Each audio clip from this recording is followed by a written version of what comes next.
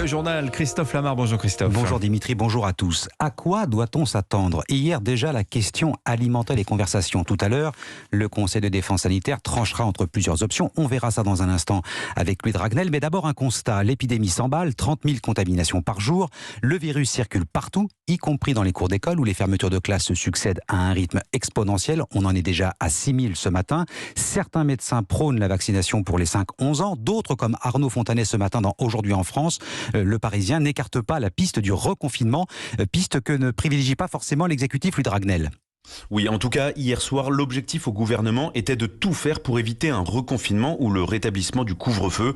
En clair, essayer de montrer que la France, parce qu'elle est mieux vaccinée que les autres pays, peut passer entre les gouttes. Alors, le ton a quand même changé depuis quelques jours. L'exécutif est encore confronté au même problème, les capacités hospitalières. Si pour le moment, les services de réanimation ne sont pas saturés, la difficulté se trouve dans le fait que les 7000 lits supplémentaires promis il y a 18 mois ne sont pas là. Il y a même moins de lits avec un personnel médical fatigué, usé, en dépit du Ségur de la santé et de ses 450 millions d'euros de revalorisation salariale. Pour ce qui est des annonces dans les prochaines heures, plusieurs pistes sont sur la table. L'élargissement de la 3e dose pour tous les adultes selon un calendrier progressif, mais aussi le rétablissement du port du masque dans les centres-villes et les zones commerciales comme les marchés, ou encore le retour des jauges dans certains lieux publics comme les boîtes de nuit ou les salles de concert, avec un renforcement du télétravail et des contrôles de la police et de la gendarmerie. Louis Dragnel. Et puis après Jean Castex, on apprend qu'un autre membre du gouvernement a contracté le virus.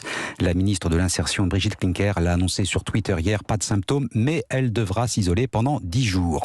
Crise sanitaire et crise sociale aux Antilles. La nuit a été plus calme, mais les tensions persistent en Martinique et en Guadeloupe. Le préfet de Guadeloupe prolonge le couvre-feu jusqu'à dimanche. Plusieurs secteurs restent totalement bouclés, comme Sainte-Rose ou Sud-Basse-Terre. En Martinique, les barrages ont été levés, mais la situation reste tendue, y compris pour les médecins confrontés à la colère des opposants à la vaccination. Il demande au préfet d'intervenir. Le docteur Anne Criquet-Ayo est la présidente de l'Union régionale des médecins libéraux de Martinique. Il y a eu des violences verbales à l'encontre de certains médecins, des chirurgiens qui devaient aller au bloc opératoire et ils ont été obligés de faire demi-tour. Nous sommes déjà dans une situation fragile en raison de la crise Covid, donc ne freinez pas les médecins qui viennent vous soigner. Aujourd'hui, on a nombre de consultations qui s'annulent alors que les consultations étaient déjà prévues depuis bien longtemps parce qu'ils ne pourront pas passer dans les barrages. Nous demandons, les médecins libéraux, que nous puissions avoir un laissez-passer devant ces barrages pour accéder à notre lieu de travail, qu'il soit dans un cabinet privé, qu'il soit à l'hôpital ou en clinique. On doit pouvoir accéder pour pouvoir soigner les patients. La présidente de l'Union régionale des médecins libéraux de Martinique, jointe au téléphone par Zoé Pallier. Les médecins visés par les insultes et les menaces, les gendarmes, eux, ont été la cible de tirs à balles réelles, que ce soit en Martinique ou en Guadeloupe. Le parquet de Fort-de-France vient d'ouvrir une enquête pour tentative de meurtre sur personne dépositaire de l'autorité publique. Europe 1, il est 7h05. C'est une série noire que les pouvoirs publics tentent par tous les moyens d'enrayer. Un agriculteur se suicide chaque jour en France. Le gouvernement veut inverser cette tendance. Un terrible constat que le film Au nom de la terre d'Édouard Bergeon avait fait plus que toucher du doigt. Le gouvernement a donc décidé de faire passer l'enveloppe destinée à prévenir le mal-être des agriculteurs de 30 à 42 millions d'euros. Cela permettra notamment de former un réseau de sentinelles pour prévenir le passage à l'acte. En Bretagne, la région a mis en place son propre réseau. Reportage Sandrine Prioul. Un signalement sur 5 comprend ce qu'on qualifie de propos suicidaires. Donc c'est fort. Détecter l'agriculteur qui broie du noir et prévenir le passage à l'acte. En Bretagne, ces 250 vétérinaires élus facteurs sont bénévoles, sentinelles et rompent l'isolement dans le dispositif rodé d'Alain Faure. Ça peut être un voisin, un membre de sa famille. Les sentinelles peuvent être un contrôleur laitier, un salarié mais qui entend un signal. Je vais prendre un exemple. Proposer une complémentaire santé solidaire. Et tout d'un coup, cette dame lui répond mais c'est pas ça qui va remplir mon frigo. On est dans un signal d'une grande précarité. On prend le relais derrière en accompagnement social. Des psychologues, des travailleurs sociaux aussi, de quoi cerner des agriculteurs dont le mal-être est une spécificité française, remarque Nicolas Bedonneau à la Mutuelle Sociale Agricole. On a chez des personnes isolées peut-être cette difficulté à admettre leur propre mal-être et donc il y a clairement un enjeu de libération de la parole. C'est la détection mais c'est également tout ce qui va relever de la capacité à passer le tabou. Dans l'enveloppe aussi, cette possibilité d'envoyer un remplaçant sur l'exploitation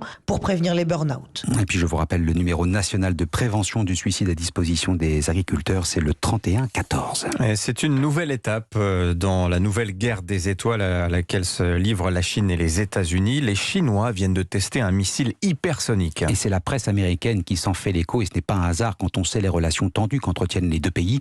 Mais dans cette course à l'armement, la Chine vient de marquer un point. Sébastien Lebelzik est le correspondant d'Europe 1 à Pékin. C'est une arme redoutable et particulièrement sophistiquée, un missile hypersonique volant à Mach 5, c'est-à-dire 5 fois la vitesse du son, et capable de transporter une ogive nucléaire. Le test aurait eu lieu l'été dernier et on vient de l'apprendre, ce missile aurait tiré un projectile en plein vol. Une première pour ce genre d'armement. La Chine ne confirme pas cette information, mais plusieurs sources font état de progrès considérables de l'armée populaire chinoise dans ce domaine. Le pays développe plusieurs types d'ogives hypersoniques, comme le DF-17, présenté en 2019 avec une portée de 2000 km. Mais celui-ci est capable de voler beaucoup plus loin et faire le tour de la Terre, mais aussi d'atteindre l'espace, être placé en orbite, puis retraverser l'atmosphère avant de frapper sa cible. Une telle capacité militaire permet à Pékin de frapper n'importe quel pays sur la planète.